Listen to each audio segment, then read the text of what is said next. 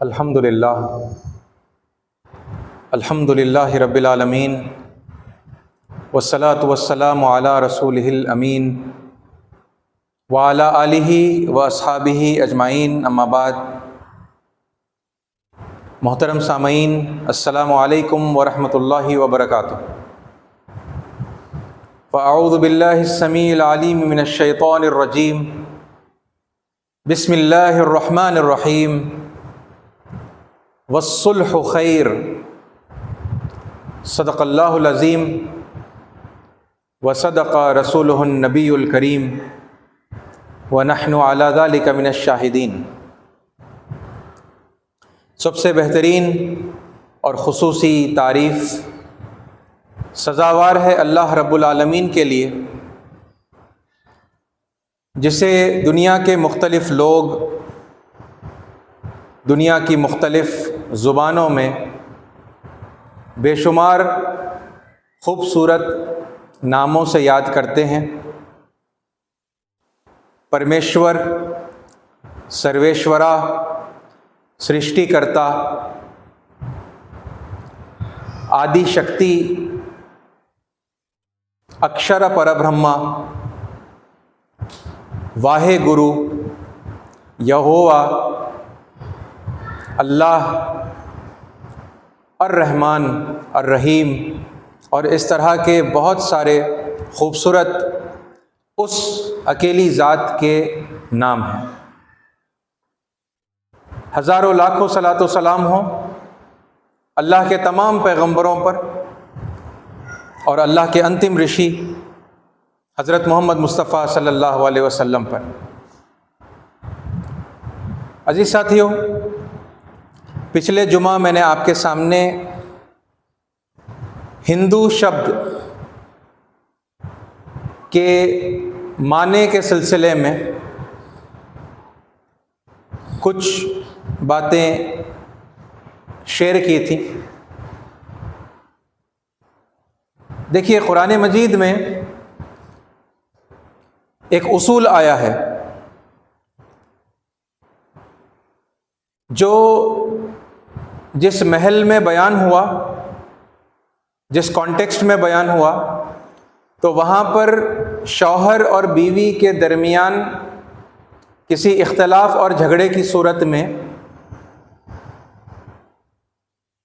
वो बयान किया गया है। उस पूरी आयत का एक छोटा सा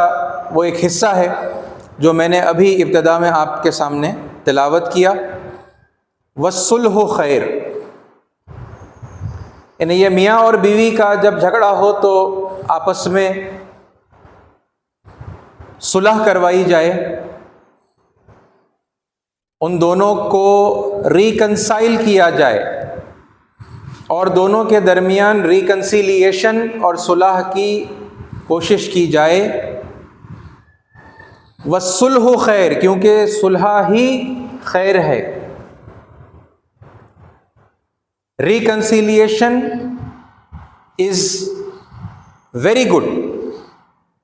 हमेशा हर सूरत हाल में आप देखेंगे कि जब कभी, अब ये यानी बात जो बयान की गई है कुरान की आयत को जिसे मैंने इन्हें रेफरेंस के तौर पर यहाँ पर लिया है, वो मियाँ और बीवी के झगड़े के पस मंज़र के अंदर सुलह की जो है तजवीज़ पेश की जा रही है। लेकिन ये बात हम अच्छी तरह से जानते हैं कि रिकंसिलिएशन और सुलह को हम सिर्फ मियाँ और बीवी के झगड़े तक महदूद नहीं रखेंगे, बल्कि दुनिया में जिस किसी के दरमियान झगड़ा हो जाए, है ना, भाई और भाई के दरमियान झगड़ा हो जाए, वालिद और औलाद के दरमियान में झगड़ा हो जाए, है ना, भाइयों और बहनों के दरमियान में अगर झगड़ा हो जाए, रिश्तेदारों का आपस में अगर झगड़ा हो जाए, पड़ोसियों का अगर आपस में झगड़ा हो जाए, दोस्त अगर आपस में झगड़ने लगें, और इसी तरह साथ में काम करने वाले हमारे जो कोलीग्स होते हैं, वहाँ कोलीग्स के दरमियान या फिर कोलीग्स में यानी कोई मैनेजर और फिर उसके सबऑर्डिनेट के दरमियान झगड़ा हो जाए, आप किसी भी ज़ाविये से अगर देखेंगे, है ना, तो ये रूल हर जगह पर अप्लाई होता है। ये एक यूनिवर्सल रूल है कि जिन दो फरीक़ों के दरमियान झगड़ा हो गया है तो उनके दरमियान सुलह करवाई जाए, है ना, उन्हें रिकंसाइल किया जाए, आपस में एक दूसरे से फिर एक मर्तबा जोड़ दिया जाए, मिला दिया जाए। इसकी कोशिश, जाहिर सी बात है, कोशिश करने की बात है। अब वो तो फरीक़ पर डिपेंड होगा दोनों, है ना, चाहे वो एक इनफरादी शख्स हो, कोई इंडिविजुअल हो, या फिर वो कोई ग्रुप्स हों, दो अलग अलग ग्रुप्स बन गए हों, वो फिर आपस में यानी इन रिकंसिलिएशन वाली और सुलह की बातों को समझना, है ना, समझदारी के साथ में और बुर्दबारी के साथ में इन चीज़ों को देखना, और फिर अगर बात माकूल है और मुनासिब है तो फिर, है ना, रिकंसिलिएशन के लिए आमादा होना। ये बहरहाल यानी कि ये इंडिविजुअल्स के ऊपर और वो अलग अलग ग्रुप्स के ऊपर ही, जाहिर सी बात है, डिपेंड करता है। रिकंसिलिएशन करवाने वाला बस यानी कि सुलह की कोशिश कर सकता है ना, दोनों को कोई कॉमन ग्राउंड के ऊपर जो है दावत वो दे सकता है ना, मिसअंडरस्टैंडिंग को क्लैरिफाई करने की कोशिश कर सकता है, लेकिन अल्टीमेटली रिकंसाइल करने का इरादा कर लेना ये दोनों, है ना, मुख्तलिफ इंडिविजुअल्स या ग्रुप्स के अपने हाथ में और अपनी यानी मर्जी के अंदर ही होता है। तो अजीज साथियों, बस इसी उसूल के पेश नज़र, है ना, हिंदुस्तान की दो बहुत बड़ी कम्युनिटीज़, जो हिंदू कम्युनिटी है और जो मुस्लिम कम्युनिटी है, उनके दरमियान, और फिर उनके अलावा और बहुत सारे जितने हमारे पास कम्युनिटीज़ हैं, ठीक है, आमतौर पर वो रिलीजियस कम्युनिटीज़ के अंदर जिस तरह बटे हुए हैं, तो फिर उसमें ईसाई भी आते हैं और फिर सिख भी आते हैं और जैन और बौद्ध भी आते हैं, है ना, जूस भी आते हैं, दुनिया और आलमी सतह पर देखेंगे तो जूस भी आते हैं, और फिर वो लोग भी आते हैं यानी जो अपने आप को किसी रिलीजन से वाबस्ता करना पसंद नहीं करते, है ना, नॉन रिलीजियस ग्रुप्स को वो बिलोंग करते हैं। जैसा मैंने पिछली मर्तबा भी आपसे कहा था कि वो एथीस्ट और एग्नोस्टिक, है ना, और मतलब इस तरह के और कुछ नामों से जो है वो यानी पहचाने जाते हैं। तो ये तमाम लोग, है ना, अगर इनके आपस में कुछ इख्तलाफात हैं, है ना, डिफरेंसेस ऑफ ओपिनियन है, जिसकी वजह से आपस में यानी नाराज़गियाँ और दूरियां जो है पैदा हो गई हैं, और वो,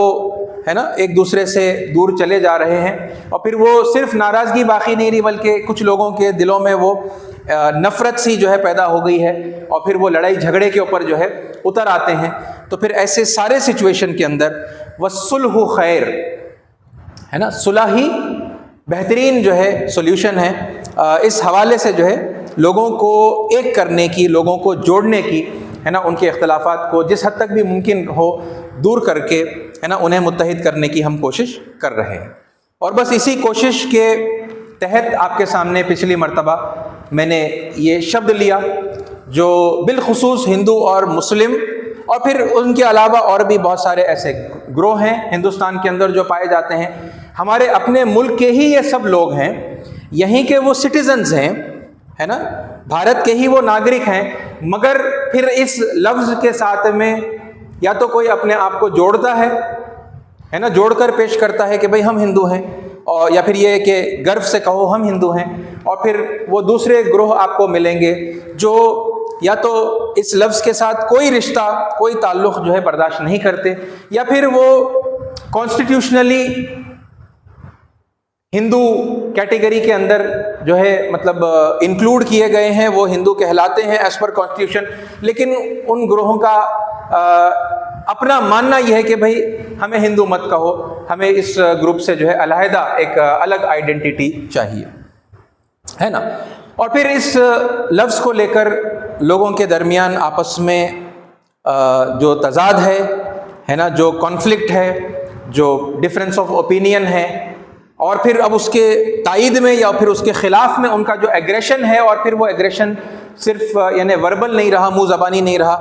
वो हम देख रहे हैं कि फ़िज़िकल, है ना, वायलेंस के अंदर वो तब्दील हो रहा है जगह जगह पर। तो फिर इसको कब तक हम यूं ही एक यानी कन्फ्यूजन के स्टेट में इस लफ्ज़ को देखते रहेंगे, है ना, और मुबहम उसके जो मीनिंग है और रियल मतलब जो कुछ उसके मीनिंग हो सकते हैं, उसको कब तक हम, है ना, मुबहम रहने देंगे, वेग रहने देंगे। उस पर अगर हम मिल बैठकर, है ना, ठंडे दिल और ठंडे दिमाग के साथ में और इत्मीनान और बुर्दबारी के साथ में, है ना, वो सारे फरीक, है ना, वो दो बड़े ग्रोह भी, वो हिंदू भी और फिर वो जो मुसलमान है वो भी, और फिर उनके अलावा सारे लोग अगर मिल बैठकर, है ना, संजीदगी के साथ में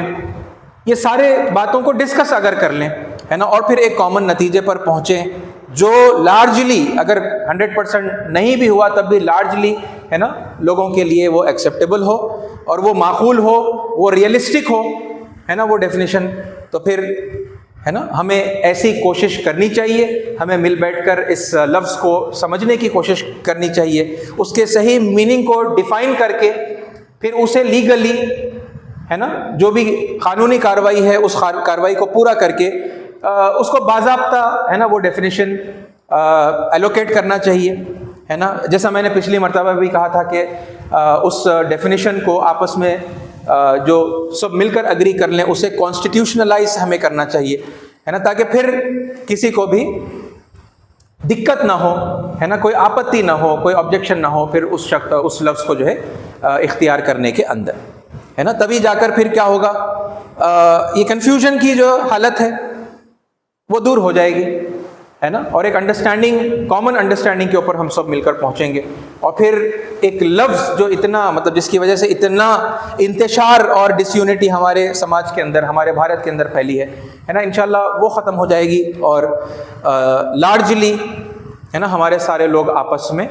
अगरचे कि वो अलग अलग विचारधाराओं से और धर्म से और मत और मतांतर से बिलोंग करते हैं, है ना, करते रहेंगे में भी, फ्यूचर में भी, मगर इस शब्द पर वो यानी कि यूनाइट हो जाएंगे इंशाअल्लाह। ठीक है, तो अजी साथियों, लास्ट टाइम मैंने आपके सामने जो बातें रखी थी तो as per constitution of India और एज पर द लॉ जो मतलब हिंदू वर्ड का डेफिनेशन है वो मैंने आपको बताया था, और फिर हिंदू शब्द के जो मीनिंग्स हैं मैंने उनको आपके सामने दो ब्रॉड कैटेगरीज में डिवाइड करके बताया कि भाई, और फिर यानी सवाल ही रखे और फिर उस पर थोड़ा बहुत डिस्कशन किया कि is being a Hindu a religious identity, क्या हिंदू होना एक यानी किसी धर्म से बिलोंग करने को जो है डिनोट करता है ना, या फिर मतलब is that a geographical identity, है ना, किसी जगह से ताल्लुक़ रखती है ये बात, है ना, ये नाम फलां मुकाम से ताल्लुक़ रखने वाले लोगों को हिंदू कहा जाता है। इस पर डिस्कशन हुआ और 3 पॉइंट्स मैंने आपके सामने रिलीजियस आइडेंटिटी के हवाले से जो है रखे थे कि क्या ये एक धर्मवाचक शब्द है, और फिर हमने देखा कि भाई इतने डिफरेंट सेट ऑफ बिलीफ्स हैं वही लोगों के जो अपने आप को हिंदू कहलाते हैं, ठीक है, तो कोई ईश्वर को मानता है, कोई नहीं मानता है, कोई उसका यानी रूप मानता है, कोई जो है उसे निराकार मानता है, कोई एक परमेश्वर को मानता है, कोई बहुत सारे जो है भगवानों को मानते हैं, ठीक है, और इस तरह से यानी हम देखते हैं कि बहुत सारे डिफरेंट बिलीफ्स रखने वाले लोग हैं, ठीक है, और फिर उनके रिलीजियस जो प्रैक्टिसेस वगैरह भी हैं वो भी काफ़ी डिफरेंट होने के बावजूद वो चूँकि अपने आप को हिंदू कहते हैं, तो ये एक यानी नामुनासिब डेफिनेशन होगा, ये फिट नहीं होगा, है ना, एक हिंदू एक धर्मवाचक शब्द की कैटेगरी में जो है वो फिट नहीं बैठेगा। फिर मैंने आपके सामने बताया हिंदू एक जीवन पद्धति, और जैसे हम देखते हैं कि ऑल ओवर इंडिया अलग अलग ज़री सी दूरी पर, है ना, इवन 20 किलोमीटर्स 25 किलोमीटर्स की दूरी पर आप देखेंगे कि लैंग्वेज के अंदर, डायलेक्ट के अंदर, है ना, और फिर खाने पीने के अंदर, आदत व अतवार के अंदर जो है डिफरेंस आ जाता है, और फिर जाहिर सी बात है जितना हम दूर जाते हैं, और यानी ये तो एक ऐसी हकीकत है जो सारी दुनिया मानती भी है और हैरत का इजहार भी करती है कि इतनी डाइवर्सिटी एक कंट्री के अंदर कैसे हो सकती है, और ये हमारे मुल्क की एक यानी शानदार पहचान है ना, कि इतनी डाइवर्सिटी हमारे पास है। तो ये जो ज़िंदगी गुजारने के तरीक़े के अंदर इतनी डाइवर्सिटी अगर है तो फिर किसी एक तरीक़े को, है ना, एक जीवन पद्धति, एक ज़िंदगी गुजारने के तरीक़े को फिर यानी नहीं कहा जा सकता कि वो हिंदू, है ना, जीवन पद्धति है, क्योंकि इतने सारे ऑलरेडी, है ना, डिफरेंट वेज ऑफ लाइफ, ज़िंदगी गुजारने के तरीक़े इख्तियार करके ज़िंदगी बसर करने वाले लोग सदियों से, है ना, वो फिर भी जो है वो हिंदू कहलाते हैं, ठीक है। और फिर मैंने आपके सामने उसका तीसरा जो रखा था कि वही हिंदू है जिसकी पुण्य भूमि भारत है ना, और फिर जिसकी पुण्य भूमि भारत से बाहर है लेकिन फिर भी वो भी हिंदू है, और जिसकी कोई पुण्य भूमि ही नहीं है वो भी हिंदू है, तो फिर ये डेफिनेशन भी डिस्क्वालीफाई हो जाता है। और फिर इसके बाद मैंने आपके सामने रखे थे कि is being a Hindu a geographical identity, है ना, क्या हिंदू होना एक मुकाम को, है ना, बिलोंग करने की बात है, एक मुकाम के होने की जो है पहचान है ना। और उस हवाले से फिर यानी मैंने आपके सामने रखा कि वही हिंदू है जिसकी पितृभूमि भारत है ना, जिसके फोर फादर्स भारत को बिलोंग करते हैं। तो फिर ये एक बहुत यानी कि यानी जोग्राफिकल एंड लीनिएज, ये दो चीज़ों को बेसिकली यानी ये पॉइंट बिलोंग करता है, लेकिन जिसके पूर्वज भारत को बिलोंग करते हैं तो फिर वो हिंदू है ना। तो फिर ऐसे बहुत सारे लोग हैं ऑलरेडी। और फिर जैसा मैंने आपके सामने बताया कि सारी मानव जाति, सारी इंसानियत दरअसल, अगर हम अल्टीमेट जो सबसे पहले माँ और बाप थे उनकी तरफ अगर चले जाएंगे तो वो तो फिर यानी भारत में आए थे। हमारी अहादीस भी यही बात कहती हैं, अहादीस में मोहम्मद सल्लल्लाहु अलैहि वसल्लम ने यही बात कही है ना। तो फिर उस हिसाब से तो यानी हर किसी का ताल्लुक़, अगरचे कि वो इनडायरेक्टली है क्योंकि आज वो किसी और कंट्री में हैं और अपने आप को किसी और नेशनैलिटी से आइडेंटिफाई करते हैं, लेकिन उनकी प्राइमरी नेशनैलिटी भारत से होगी, इंडिया से होगी, है ना, हिंद से होगी। तो अगर ये एक यानी इस तरह की आइडेंटिटी है तो फिर इसमें कोई झगड़ने की बात नहीं है ना। और फिर खैर हम दूसरे लोगों की जो दूसरे कंट्रीज़ में आज रहते हैं अभी उनकी बात नहीं हो रही है ना, वो तो किसी फेज़ में आगे फ्यूचर में जब ये बात पूरी दुनिया में मतलब लाइक आम होगी और सारे लोग इस बात को रिकग्नाइज करेंगे तो मुमकिन है कि सारे लोग अपने आप को एज अ हिंदू आइडेंटिफाई करें, क्योंकि उनके भी, है ना, किसी न किसी ज़माने में पूर्वज या फिर सबसे पहले जो पूर्वज थे हज़रत आदम और हज़रत हव्वा अलैहिस्सलाम वो भारत में रहे, है ना। मेनली हज़रत आदम अलैहिस्सलाम की हवाले से अगर बात हो तो फिर वो यहीं पर जो है बसे, यहीं से इंसानियत शुरू हुई, है ना। तो खैर वो ये बात मानते हैं या नहीं मानते हैं ये एक यानी इस वक्त यानी हमारा बहस का मौजू नहीं है, राइट। लेकिन वो लोग जो इस वक्त भी आज भी भारत में रहते हैं, आज भी हिंद में रहते हैं, तो फिर यानी उनके लिए तो ये डेफिनेशन फिर एक्सेप्टेबल होनी चाहिए, इसमें कोई कॉन्ट्रडिक्शन की, कोई इख्तलाफ की जो है ज़रूरत नहीं है। फिर एक और यानी ये वर्ड के डिराइव होने की हमने बात ये देखी थी कि जो फारसी लोग थे जब वो यानी पर्शिया से जब वो यहाँ पर आए तो उन्होंने स को ह से बदल दिया और सिंधु नदी के उस पार रहने वाले तमाम लोगों को, है ना, स को हा से बदल दिया तो सिंधु को उन्होंने हिंदू कहा और फिर यानी उस नदी के पार रहने वाले तमाम लोगों को उन्होंने हिंदू कह के पुकारा। तो अगेन ये क्या, ये सारा अगरचे कि इस पर भी ऑब्जेक्शंस हैं, हर कोई इसे नहीं मानता, लेकिन ये बहुत यानी कि ज़्यादा पॉपुलर थियोरी है, ज़्यादातर लोग इस थ्योरी को मानते हैं। तो फिर यानी अल्टीमेटली इससे बात क्या मालूम होती है कि भाई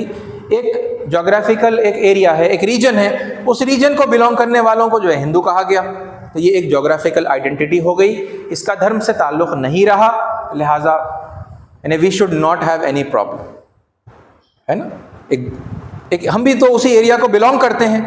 तो फिर अगर वो यानी एक जोग्राफिकल आइडेंटिटी है तो फिर यहाँ पर रहने वाले सारे लोगों को खुशी से इसे एक्सेप्ट कर लेना चाहिए। फिर मैंने आपके सामने एक आखिरी बात पिछली मर्तबा इस हवाले से रखी थी कि एक सोच ये भी है ना, कि हिंद दरअसल अरबी ज़ुबान का लफ्ज़ है और इंडिया के रहने वालों को जो है अल हिंदी, ठीक है, या हिंदी, है ना, और हमारे मुल्क को हिंद, अरबी में हिंद जो है कहा जाता था, लिहाजा हिंद को बिलोंग करने वाले लोग हिंदी या हिंदू, है ना। वंस अगेन ये एक जोग्राफिकल आइडेंटिटी है और अगर ये बात सही है तो फिर लोगों को जो है इस बात को कबूल करने में फिर एक मर्तबा कोई परेशानी, कोई दिक्कत नहीं होनी चाहिए। अजी साथियों, इससे हटकर और एक दो तीन बातें हैं जो पिछली मर्तबा में ने नहीं रखी आपके सामने, इस मौके पर रखकर इंशाल्लाह इस बात को, इस टॉपिक को मतलब कंप्लीट करना चाहूँगा। देखिए यही जो आर्ग्यूमेंट है, यानी हिंद को बिलोंग करने वाले या फिर सिंध को बिलोंग करने वाले, सिंधु नदी के पास रहने वाले, है ना, लोग, वो स को हा से बदल दिया गया अगर और सिंधु जाकर वो हिंदू हो गया, है ना। तो वैसा ही आप एक मतलब वैसी सिमिलैरिटी आप देखेंगे अंग्रेजी के अंदर, अगरचे के मतलब फिर वो जो रूट वर्ड्स हैं जहाँ पर आप जाकर देखेंगे तो वो डिराइव होते हैं ग्रीक अल्फाज से, ठीक है। लेकिन बहरहाल यानी कि इंडस रिवर, अब ये जो सिंधु नदी है ना, हम एक और डिफरेंट लैंग्वेज में अगर इंग्लिश को कंसीडर करके चलते हैं, जिसके और पीछे जाएंगे तो फिर यानी उसका डेरिवेटिव ग्रीक से जो है निकलता है, तो यही हमारी जो नदी है सिंधु नदी है ना, उसे अंग्रेजी के अंदर इंडस रिवर जो है कहा जाता है।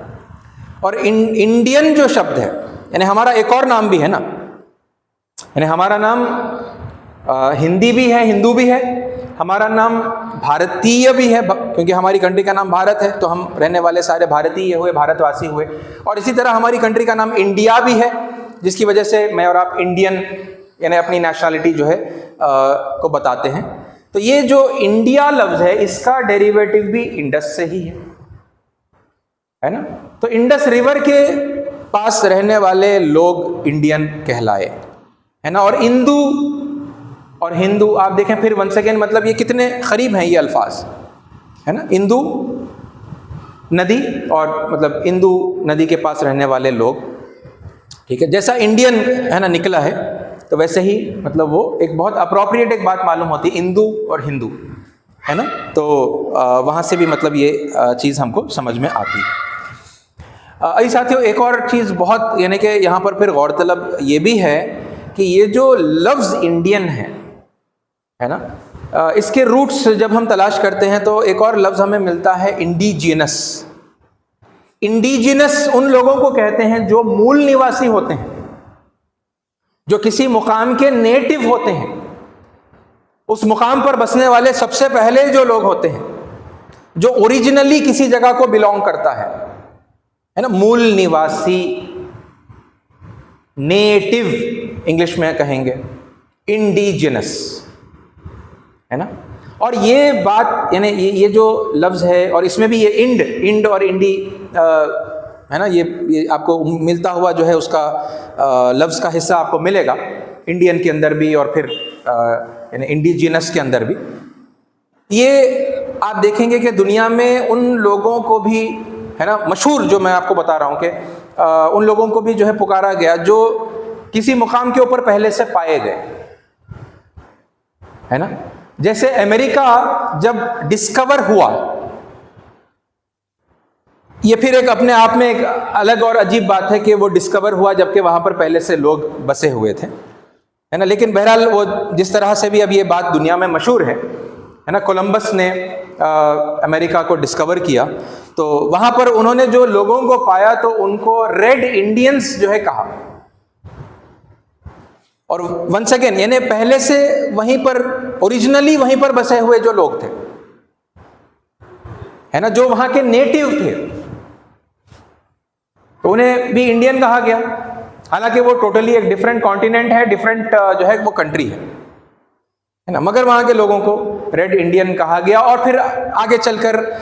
उनको नेटिव अमेरिकन्स भी कहते हैं या फिर इंडियन अमेरिकन्स भी कहते हैं, क्योंकि अब वहाँ का वो मुल्क का नाम अमेरिका है और वहाँ की नेशनलिटी अमेरिकन है। लेकिन फिर अब वो डिफ्रेंशिएट करने के लिए कि भाई वो कुछ लोग जो बाहर से आकर फिर वो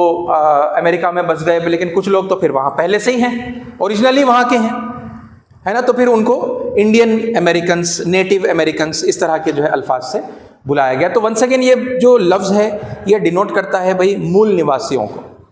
है ना। और ये कितना अप्रोप्रिएट है देखिए, क्योंकि अब इंसानियत अगर यहीं पर से शुरू हुई तो फिर ये लफ्ज़ बड़ा अप्रोप्रिएट है भाई, मूल निवासी यहीं के हैं, है ना। हमारे पूर्वज जो है वो यहीं के मूल निवासी, यहीं से है ना इंसानियत शुरू हुई, यहाँ से फिर लोग फैलते फैलते दुनिया के मुख्तलिफ इलाक़ों में और कोनों के अंदर वो फैल गए। ऐसे ही एक और अगर एग्जाम्पल मैं आपको दूँ तो इंडोनेशिया है, एक है ना कंट्री है, मुस्लिम मेजॉरिटी पॉपुलेशन वाली कंट्री है इंडोनेशिया। तो इसका मतलब क्या होता है, वंस अगेन इसके रूट वर्ड्स ग्रीक में ही हैं, है ना। लेकिन फिर आप जब देखेंगे तो इंडियन आइलैंड्स, इंडोनेशिया का मतलब होता है इंडियन आइलैंड्स, वो आइलैंड्स जो इंडिया के बिल्कुल क़रीब थे, ठीक है। तो अजी साथियों, बहरहाल ये यानी ज़री सी और तफसील की एक बात थी जो इस मौके पर मैंने आपके सामने ऐड की, है ना। वो हिंदू यानी इंदू नदी से फिर वो लफ्ज़ जाकर जो है हिंदू बनने की बात, और फिर वो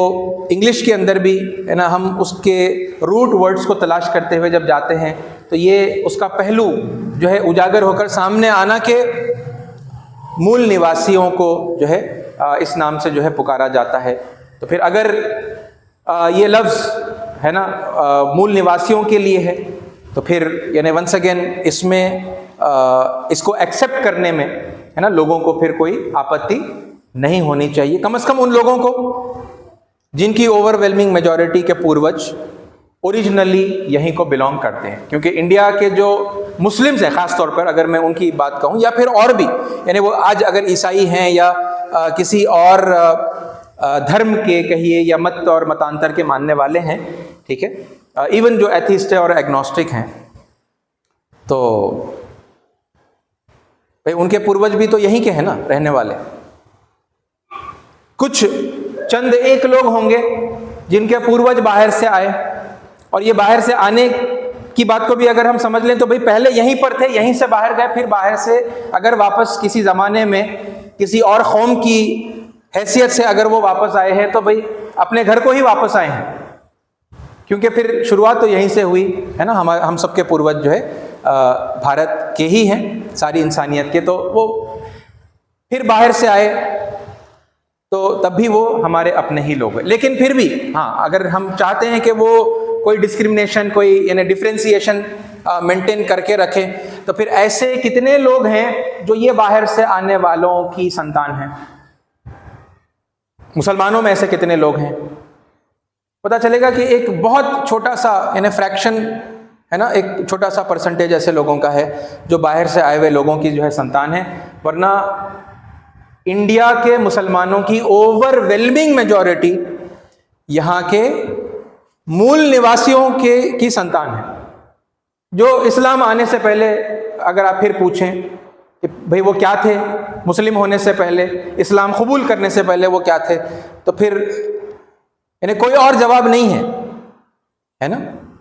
सिवाय इसके कि ये कहे कि भाई वो हिंदू थे। तो अजी साथियों,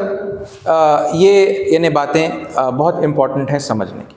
इसमें एक और डेफिनेशन, आखिरी डेफिनेशन हिंदू शब्द की रखते हुए मैं अपनी बात को ख़त्म करूँगा। ये ना तो रिलीजियस आइडेंटिटी से ताल्लुक़ रखता है और ना जोग्राफिकल आइडेंटिटी से ताल्लुक़ रखता है, बल्कि ये जो मीनिंग मैं आपको बता रहा हूँ है ना, वो कैरेक्टर से ताल्लुक़ रखता है, इंसान के किरदार से और कैरेक्टर से ताल्लुक़ रखता है। मेरे एक बहुत अच्छे हिंदू अंकल हैं, मैं उनको अंकल कहता हूँ, उन्होंने बताया, बहुत यानी कि इल्म रखते हैं, बहुत उनसे जब कभी बात होती है तो बहुत सारी चीज़ें वो बताते हैं है ना, वो शेयर करते हैं, और मुझे मतलब सीखने को जो है बहुत अच्छी बातें उनसे जो है मिल जाती हैं है ना। उन्होंने बताया कि हिंदू जो शब्द है ये हीन दुष्यते हिंदू, ये लफ्ज़ कैसे बना है, हिंदू, हीन दुष्यते हिंदू जो है इससे ये लफ्ज़ बना है, जिसका मतलब ये होता है कि हीनता को छोड़ देने वाला हिंदू होता है। हीनता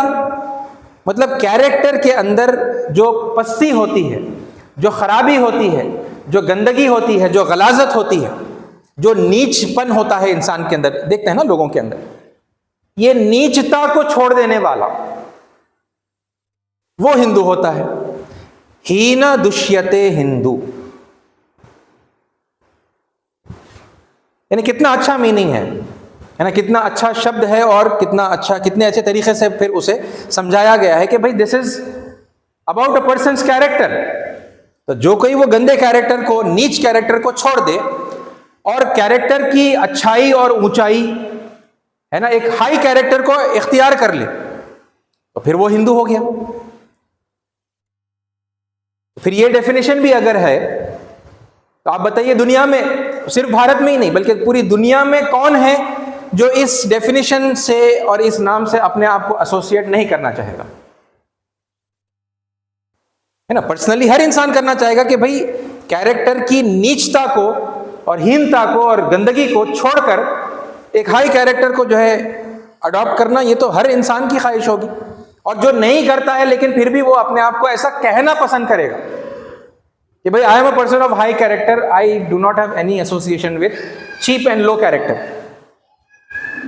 है कि नहीं? तो इस साथियों ये भी एक उसका खूबसूरत मीनिंग है ना, जिसका ताल्लुक फिर किसी धर्म से नहीं है, उसका ताल्लुक कंप्लीटली कैरेक्टर। और ऐसे बहुत सारे अल्फाज हैं, आप गौर करेंगे, इससे पहले चंद अल्फाज मैं आपके सामने रख चुका हूं, जैसा मुस्लिम वर्ड भी वैसे ही है,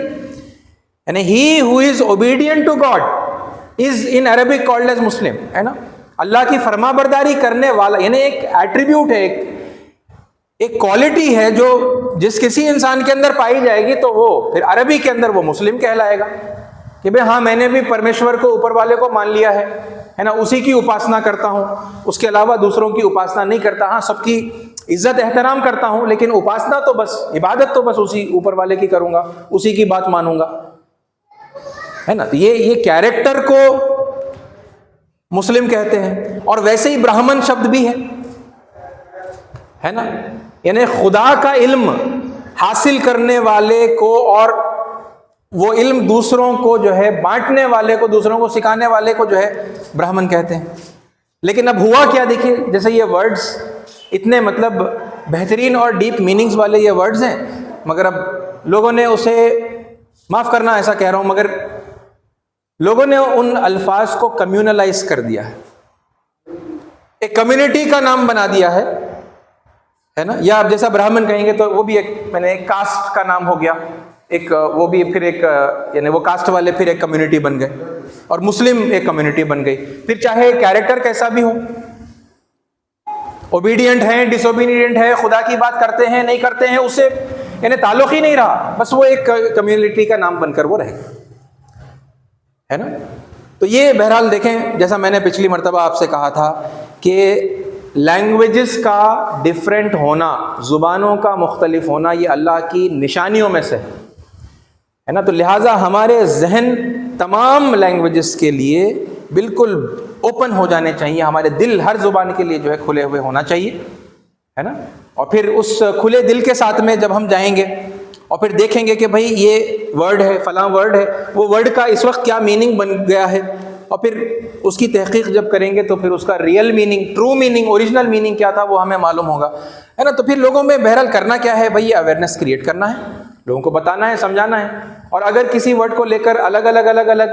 है ना मीनिंग्स लोग समझते हैं और फिर कोई उसे इख्तियार करके है, कोई उसे जो है उस वर्ड से नफरत करता है, तो फिर उन दोनों के दरमियान, उन सारों के दरमियान इस अवेयरनेस को जो है फैलाने की ज़रूरत है, ताकि सब लोग समझ लें कि भाई इसका रियल मीनिंग क्या है ना। और जो उसके फॉल्स मीनिंग्स हैं, तो फिर वो फॉल्स मीनिंग्स क्या हैं वो भी लोगों को समझ में आ जाए, है ना, ताकि फिर शऊर के साथ में, है ना, समझदारी के साथ में, एक यानी कि नोन, एक अवेयरनेस के साथ में, है ना, लोग ये फैसला करें कि भाई कौन सा शब्द किस मीनिंग के साथ में जो है हमारे लिए काबिल कबूल है, और कौन सा जो है फिर छोड़ देना चाहिए, उसे इख्तियार नहीं करना चाहिए। तो साथियों,